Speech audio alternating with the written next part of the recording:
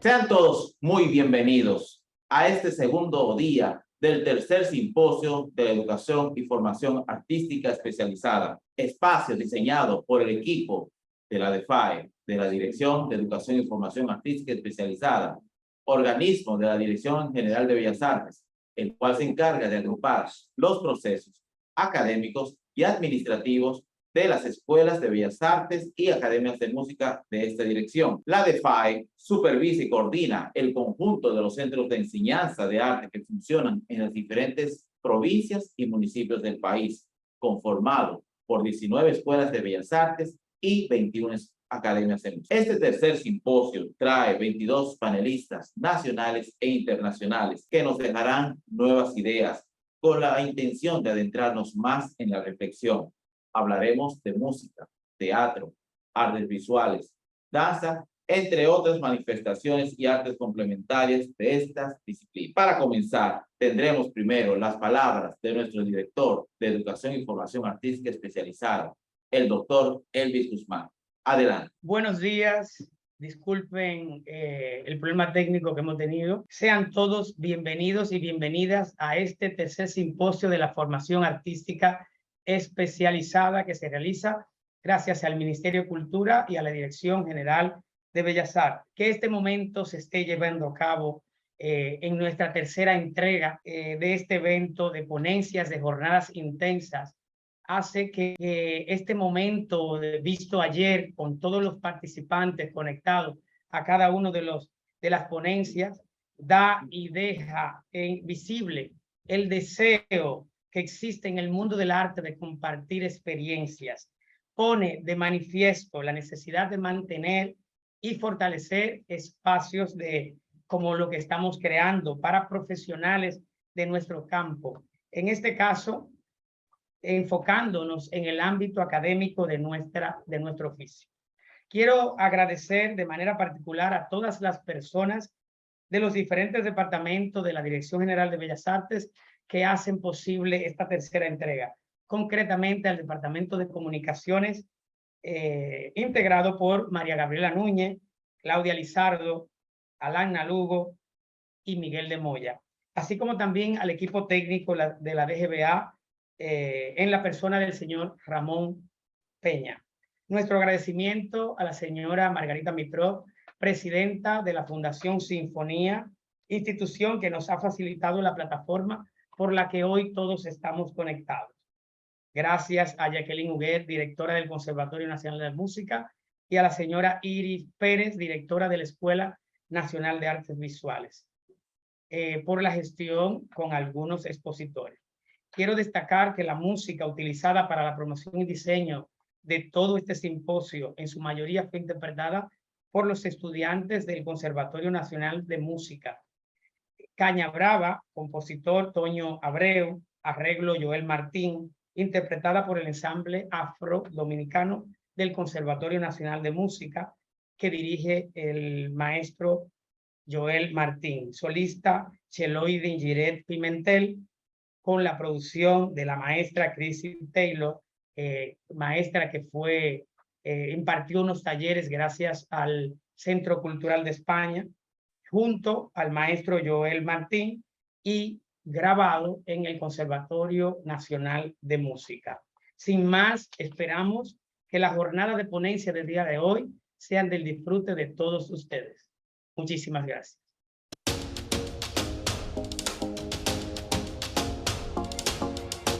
Soy Marinela Sallén, directora de la Escuela Nacional de Danza.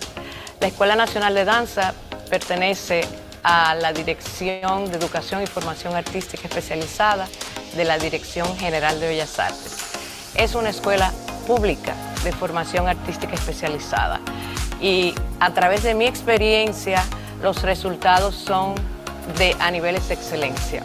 Nosotros tenemos un plan de estudio de 8 años, 5 años de nivel básico y 3 años de nivel medio. Se le hace un pase de nivel al 5º año y escogen la especialidad, o realmente no la escogen.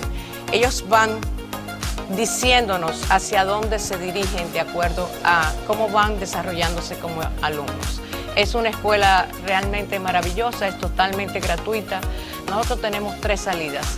la danza contemporánea, la danza clásica y la danza folclórica. Y en las 3 especialidades tenemos los mejores profesores del país, sin lugar a dudas. Entiendo que la Escuela Nacional de Danza es un oasis en el Estado Dominicano.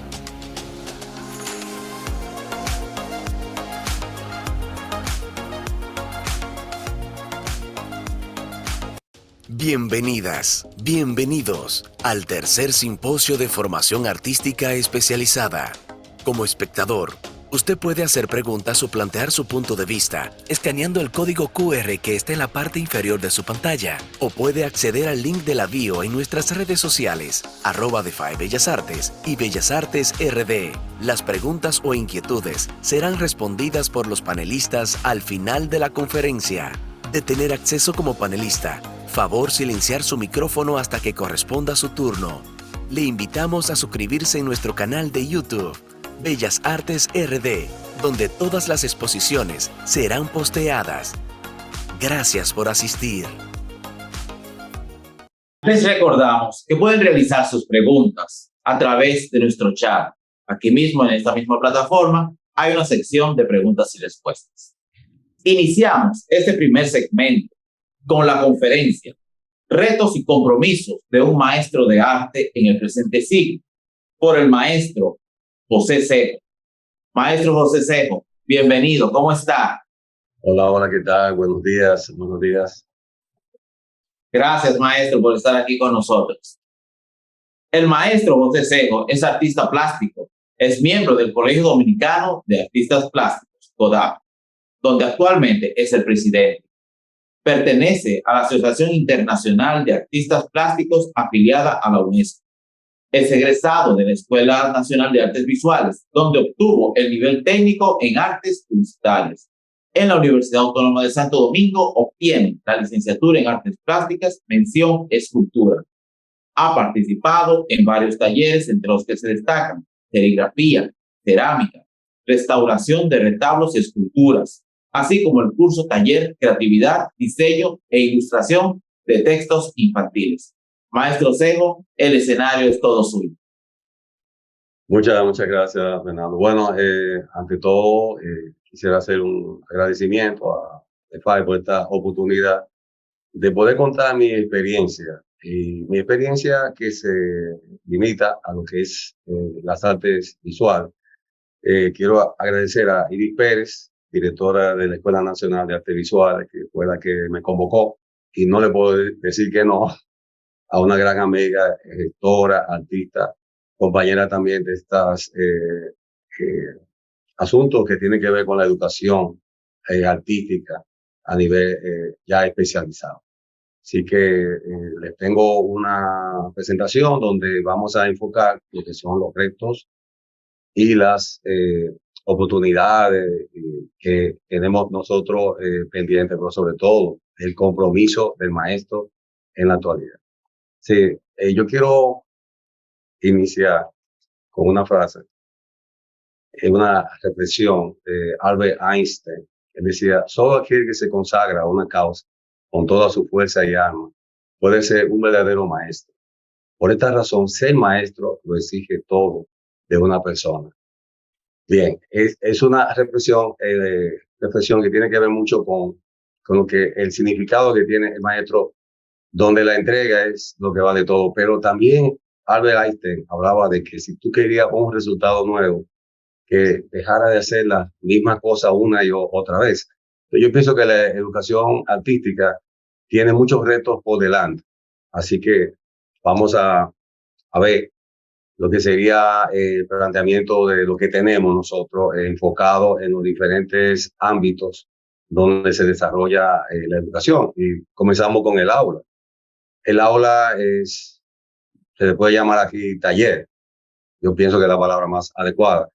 En el caso de un aula, como tenemos muchos centros de enseñanza donde se dan diferentes asignaturas, muchas veces por razones limitaciones de espacio, un aula se utiliza para diferentes asignaturas que a veces no tienen que ver nada con las artes. Entonces, lo que se pide o el ideal de lo que sería la educación en las aulas es tener una exclusividad, una aula habilitada como taller, y que esa aula se ensucie, esa aula no se dice que se ensucie porque el mecánico trabaja y el rastro es la grasa, pero hace el trabajo. Y en el caso de la educación artística, la pintura es la grasa de la creatividad, y muchas veces no puede haber limitaciones de que tenemos que cuidar una mesa o de que tenemos que tener mucho cuidado con las paredes, con los muros, pero tampoco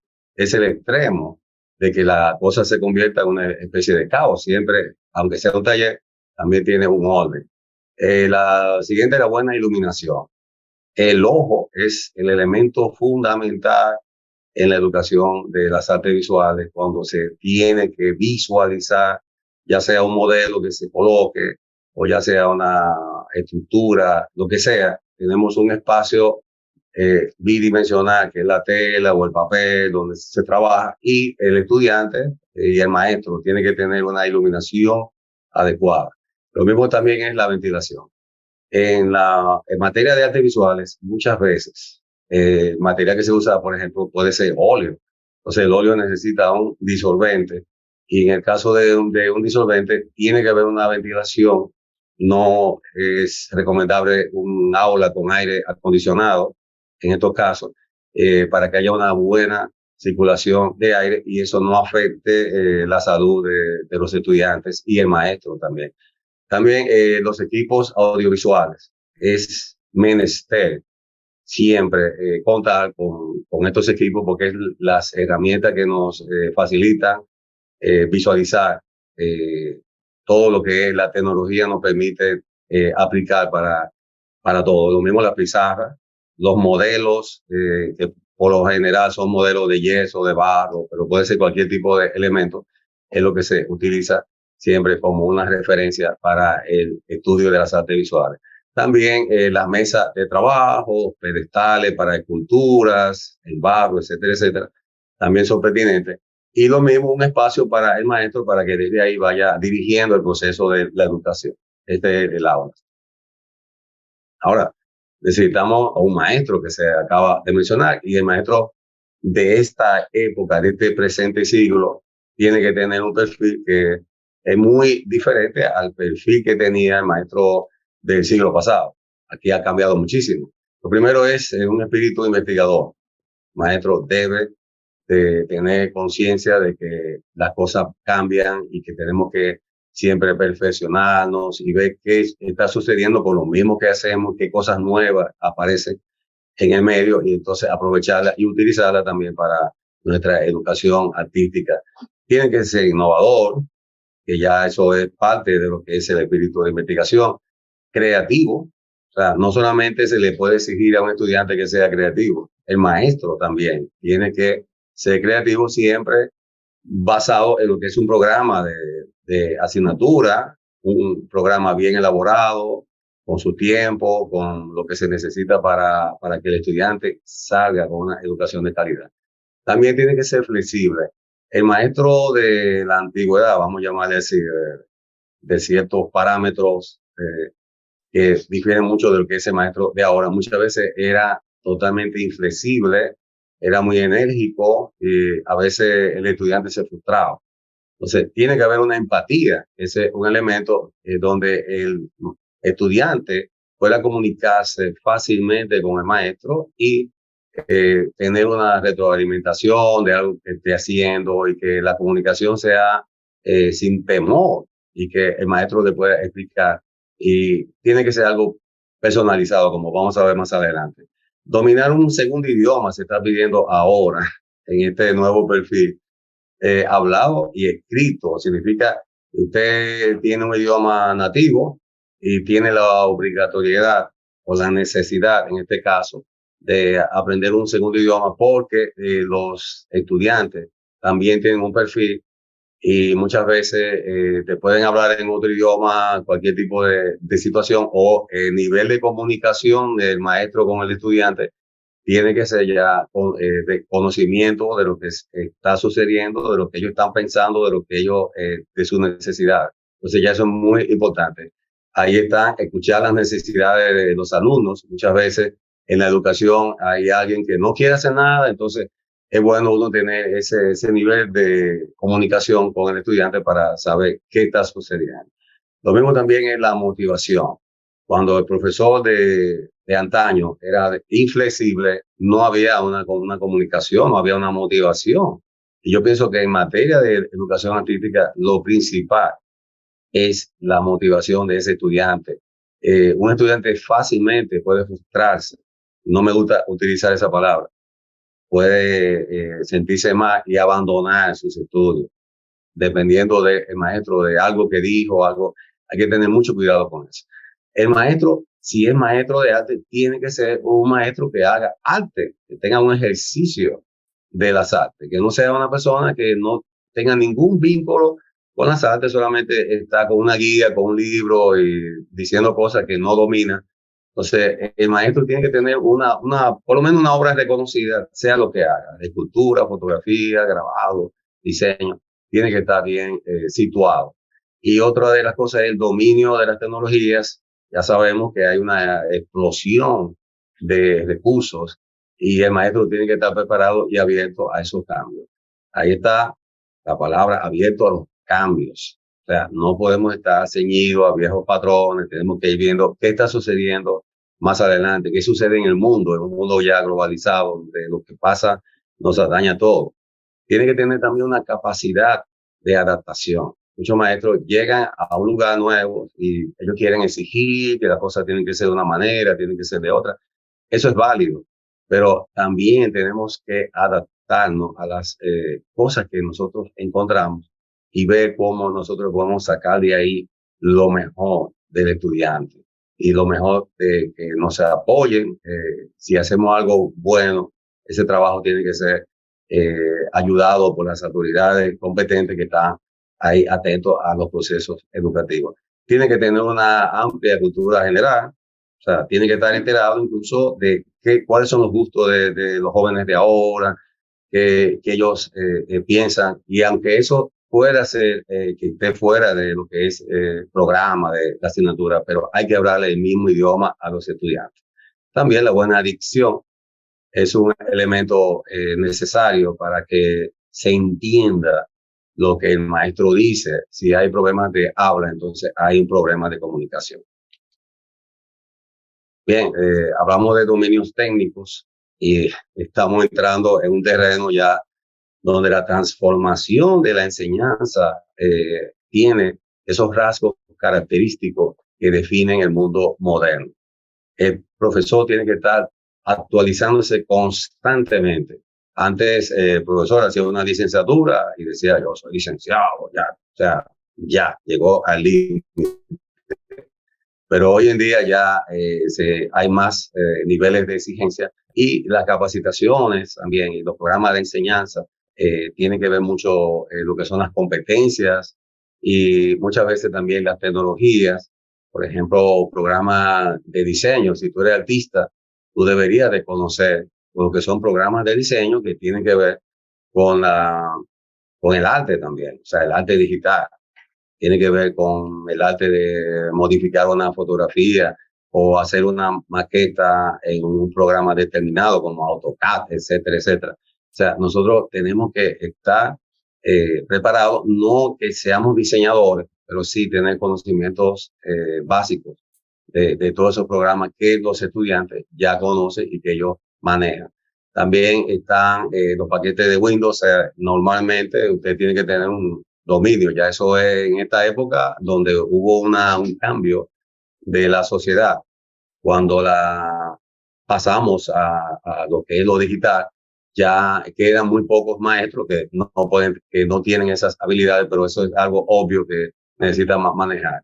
El uso de las herramientas de Internet, las herramientas de búsqueda, también es bueno tenerlas a mano, cuáles son los mejores buscadores y orientar a los estudiantes en dónde ellos no deben buscar información, porque sabemos que el Internet también tiene cosas que están fuera de lugar. Tiene que también manejar las estrategias de enseñanza a distancia. ¿Qué nos pasó? Bueno, vino una pandemia esa pandemia transformó totalmente el estilo de enseñar. Y maestros de arte, maestros de todos los géneros y todas las carreras y todas las asignaturas, tuvimos que meternos online y dar clases a distancia a jóvenes y aplicar esos programas. No es lo mismo un programa aplicado a la educación a distancia que un programa para la educación presencial. Y ahí se tuvo que improvisar mucho. Algunos maestros tuvieron la oportunidad de prepararse previo a esa pandemia. Parece que se sabía que algo podía pasar. Y esos maestros estuvieron titulados para poder enseñar y por lo menos estuvieron bien, pero hubo mucha improvisación y la calidad de la enseñanza estuvo un poquito baja. Yo pienso que, como me dijo alguien, profe, es que tocar el bajo, sentir el frescor, la textura, eso no se puede enseñar tan fácilmente a través de la enseñanza a distancia. Y yo soy de lo que doy mi voto por la enseñanza a distancia, pero en materia de artes visuales es un poquito complejo. Bueno, ¿a quién se le está enseñando? ¿Con quién nosotros estamos enfrentándonos en estos niveles de enseñanza? Y vamos a hacer un pequeño recorrido de lo que son las generaciones. Las generaciones de los maestros que todavía están impartiendo docencia y lo que son las últimas generaciones que marcan la tendencia. Esta es una fuente de Mark Ryden y de Walt Fingers de 2009. Y habla, por ejemplo, de los famosos baby boomers. Son los nacidos entre el año 1946 y 1964. Ustedes pueden ver, eso fue después de la Segunda Guerra Mundial. O sea, aquí la característica principal era que tenían una independencia económica. O sea, ellos querían no ser solamente empleados, sino ser emprendedores y hacer negocios. Y ahí entraban también la toma de decisiones.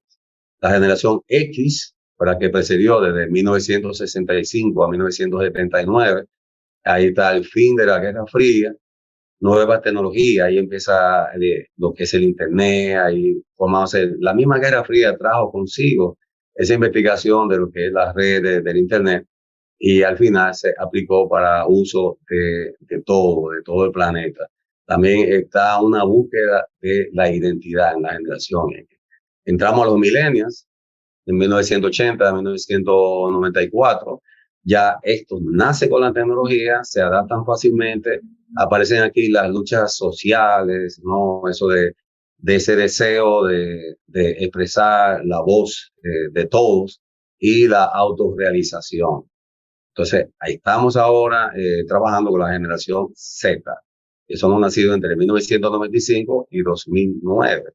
Aquí hay ya una rapidez de la información, hay un individualismo, hay una dificultad de trabajar en equipo. En este caso, esta es la generación que llaman la generación de cristal. El maestro tiene que tener en cuenta de cómo, incluso cómo le habla, cómo lo trata, porque es una generación que tiene mucho que aprender, mucho que ofrecer, está muy capacitada y el maestro tiene que estar al nivel de estos estudiantes que ustedes tienen que hablarle su propio lenguaje para que se entiendan y para que ese estudiante no diga, bueno, este maestro no da la talla, este maestro está por debajo de mis expectativas. Que así son en la generación Z. ¿Cómo se enseña? Bueno, en el campo de la educación artística tenemos que tener en cuenta cómo nosotros vamos a aplicar esos conocimientos que uno tiene. Muchas veces un maestro tiene muchos conocimientos de todo, pero a la hora de aplicar, entonces tiene esa dificultad, o quizá es demasiado sapiente. Tiene que saber que los trabajos de equipo, sobre todo con estas nuevas generaciones, hay que forzarlos a que ellos trabajen en equipo, a que hagan trabajo de investigación, a que hagan un líder, que aparezca un líder. Aquí es muy difícil que el estudiante, todos se creen líderes. Entonces, el maestro tiene que tener un papel fundamental en esa parte. La atención personalizada. Tenemos un problema de muchos estudiantes que llegan, una avalancha, y un profesor a veces respira profundamente cuando entra el primer día de clase y se topa con más de 40 estudiantes, 50 estudiantes de arte. El problema que existe acá es que lo ideal es que esto sea una educación personalizada. Cada trabajo tiene que estar supervisado por el maestro para dar orientaciones de qué tiene que hacer. Cuando tiene 50 estudiantes, a la hora de terminar con el último, ya tiene que volver al primero. Entonces, eso al profesor es una cosa que no lo hace feliz. Entonces, tiene que crear estrategia y viene la flexibilidad que hablamos, etcétera, etcétera, para que pueda salir adelante. La motivación, ya hablamos, mejorar el trabajo. Un trabajo, aunque esté bueno, el maestro tiene que enseñarle, darle la pauta al estudiante de cómo mejorar, porque en el arte esto es algo como el refinamiento de lo refinado y siempre buscando nuevas cosas. La atención a lo más rezagado, hay estudiantes que, bueno, sencillamente sienten que no están en el mismo nivel y no les sale la cosa igual. Entonces, con esos estudiantes, el maestro también tiene que utilizar estrategias para que pueda motivarse y hacer el esfuerzo también para que la cosa pueda mejorar lo que haga. La exposición de los trabajos y la crítica constructiva, es muy bueno presentar todo lo que hacen los estudiantes en un día de clase. Se hace una especie como de exhibición. Y eso nosotros podemos hacer una crítica grupal, que los estudiantes vayan formalizando esa parte de autocrítica y crítica también, sin hacer daño, sin ser mordaz, sino una crítica que pueda hacer que ese estudiante mejore. Atender los cuestionamientos, hay maestros que no les gusta repetir o una pregunta o cuestionamiento, entonces ellos siempre como que se le va el hilo en materia de arte. Hay un lenguaje específico que desde el principio uno tiene que decir a los estudiantes lo que es un alto contraste, dame un poco más de fuerza acá en este dibujo, este volumen no está bien, etcétera, etcétera. O sea, que hay un lenguaje a la hora de que el estudiante pregunte, ellos saben que deben de responderse. Entonces, valorar el esfuerzo individual, bueno, hay estudiantes, en este caso, de artes, educación artística, que tienen ese talento innato y mucha gente, los estudiantes a veces dicen, profe, mire, ese estudiante sabe más que usted o ese estudiante los intimida. Entonces, lo bueno del caso es que acá nosotros podemos con ese estudiante mostrarle a los demás qué fue lo que hizo él, qué material utilizó, son los mismos materiales, cómo fue que comenzó su proyecto y es un agente motivador para los demás. ¿Con qué se enseña? Bueno, ahí viene la parte complicada, porque ya entramos básicamente no solamente en los elementos tradicionales de la enseñanza en la educación artística, como son el barro, los modelos, etcétera, etcétera, sino que lamentablemente el profesor tiene que emigrar a estos asuntos de las plataformas.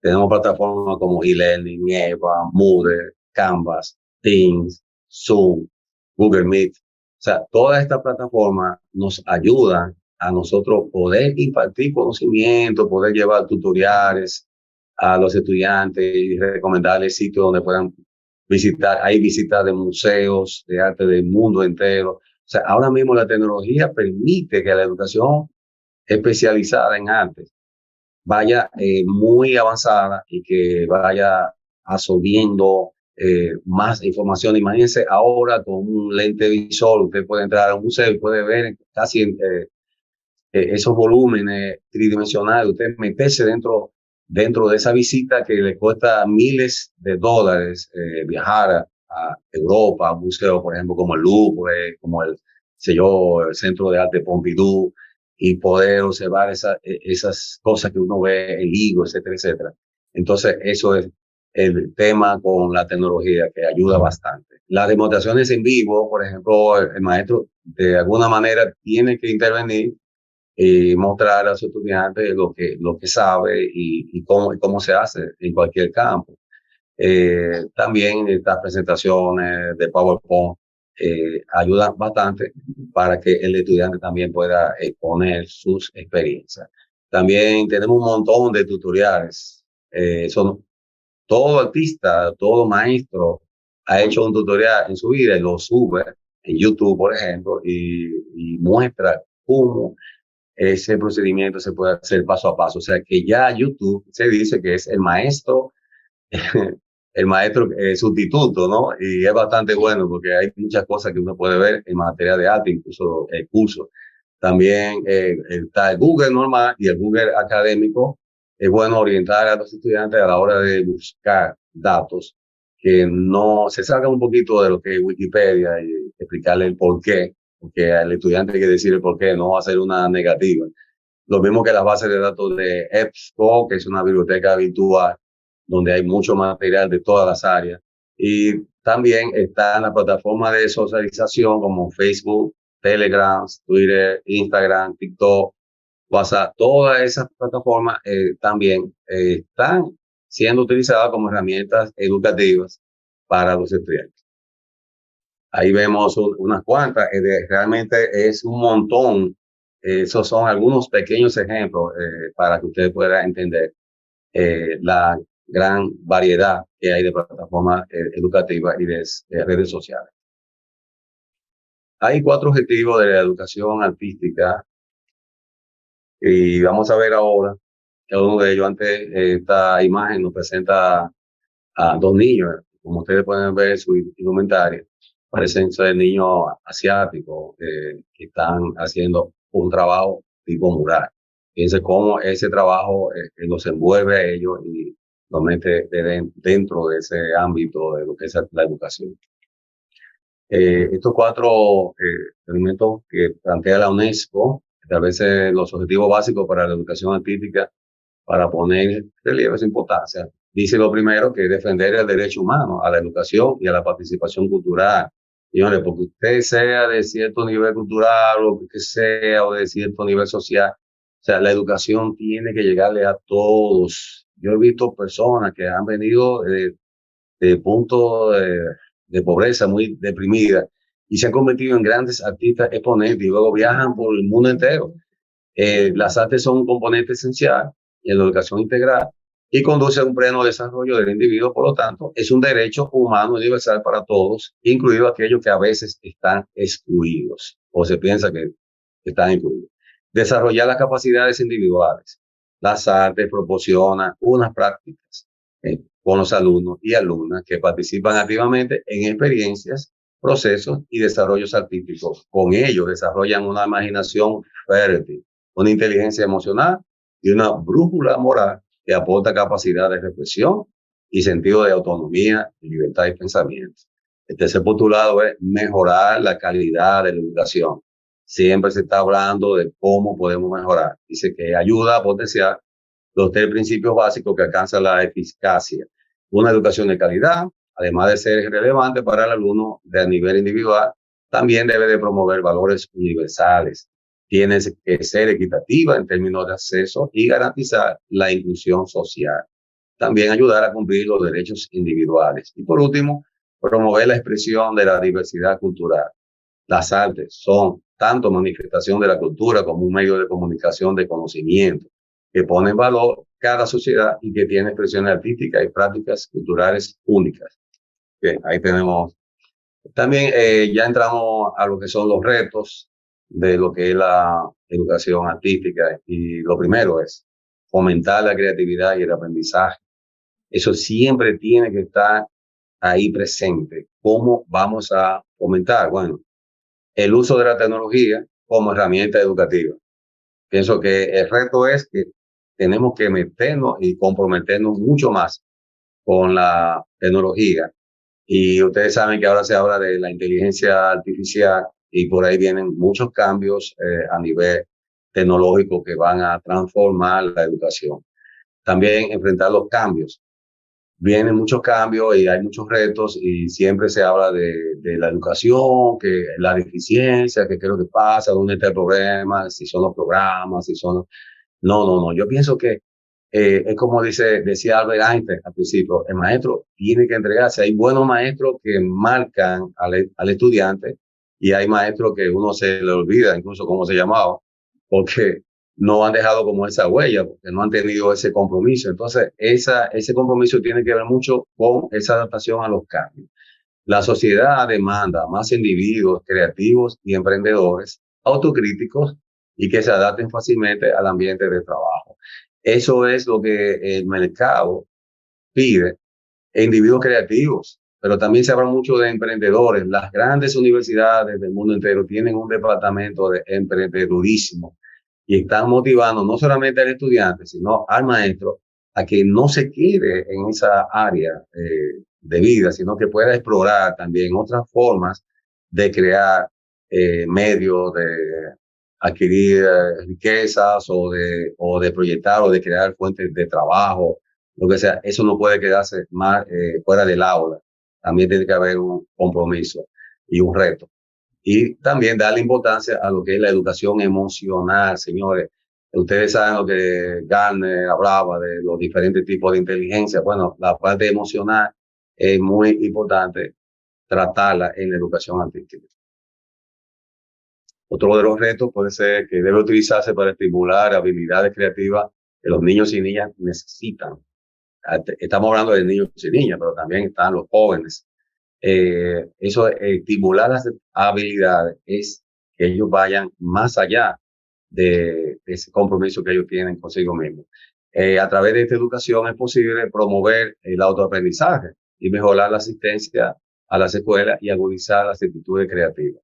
El autoaprendizaje, ustedes saben, es una tendencia que está surgiendo. O sea, la educación artística puede tener esa raíz, pero hay otra donde tenemos que irnos más allá a la educación superior. No se debe coartar ninguna forma de creatividad. Si el estudiante tú le dices rojo y él quiere hacer azul, que lo haga azul, que lo haga del color que él quiera. O sea, uno no puede limitar, o pues eso tiene que ser de la manera que yo digo, sino eso.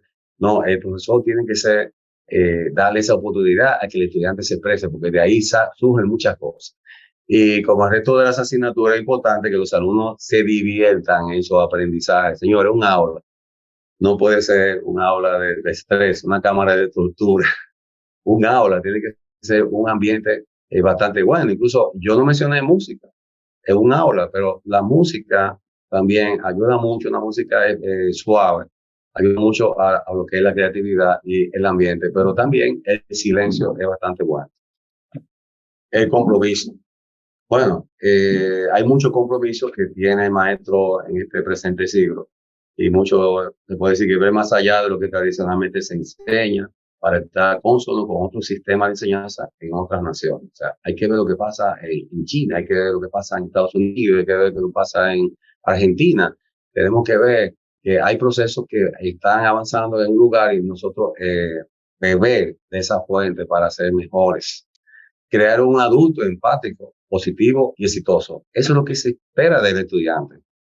No el maestro de antes, que es un maestro de arte, que tenía un reconocimiento y no quería competencia y enseñaba algunas cosas y no profundizaba mucho con los estudiantes y le decía, no, pero tú nunca vas a ser un artista, tú nunca vas a ser, o sea, y no lo estimulaba. Hoy en día, lo que el maestro debe exigirle al estudiante es que sea positivo, empático y exitoso.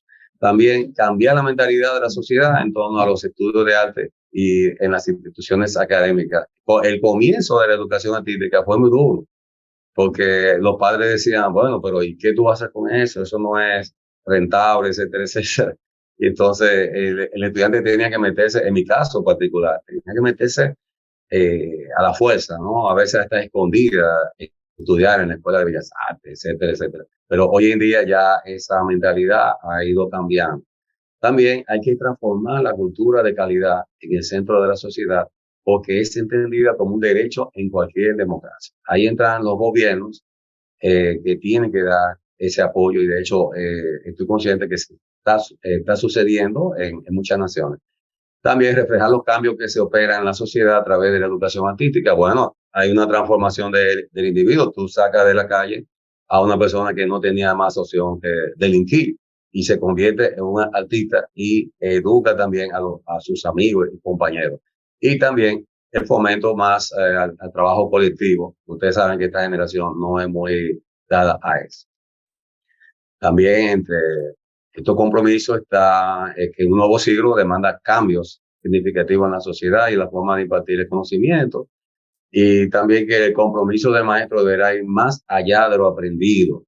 Es decir, lo que he estado diciendo, tiene que estar siempre actualizado en las nuevas formas de enseñanzas y recursos novedosos. Debe utilizarse, al utilizar habilidades creativas que los niños, niñas, jóvenes necesitan. Y a través de esta educación es posible promover el autoaprendizaje, mejorar la asistencia, como dijimos, y agudizar la actitud creativa. Bien, son algunos de los. Muchas gracias. Yo pienso que todavía hay muchas cosas que se pueden discutir, pero la experiencia es lo más importante en estas líderes de la educación artística. Muchas gracias, maestro José Cejo, de verdad, por tan importante y por tan vivencial conferencia que usted nos ha dado. Todos los artistas nos hemos reflejado en sus palabras, maestro, ¿verdad que sí? Maestro, tenemos una serie de preguntas que nos han llegado. Dice la primera pregunta de esta manera: ¿cómo lograr que cada estudiante logre su autonomía en las artes plásticas?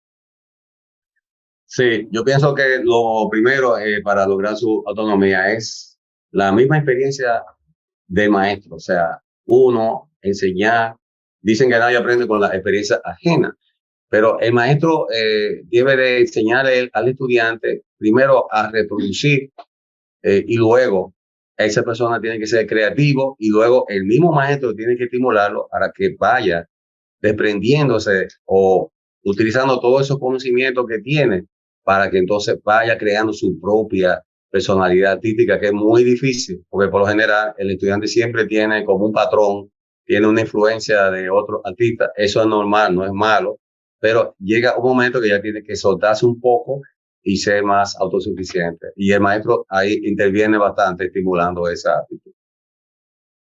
Excelente, maestro, excelente. Segunda pregunta que tenemos dice: ¿qué trascendencia tiene la formación clásica de las artes en la contemporaneidad? Mucha, yo diría que bastante. Señores, no es lo mismo estos artistas en ese mundo que ya habían estudiado arte, que se habían desarrollado. Tú dices, bueno, pero ¿para qué sirve el arte?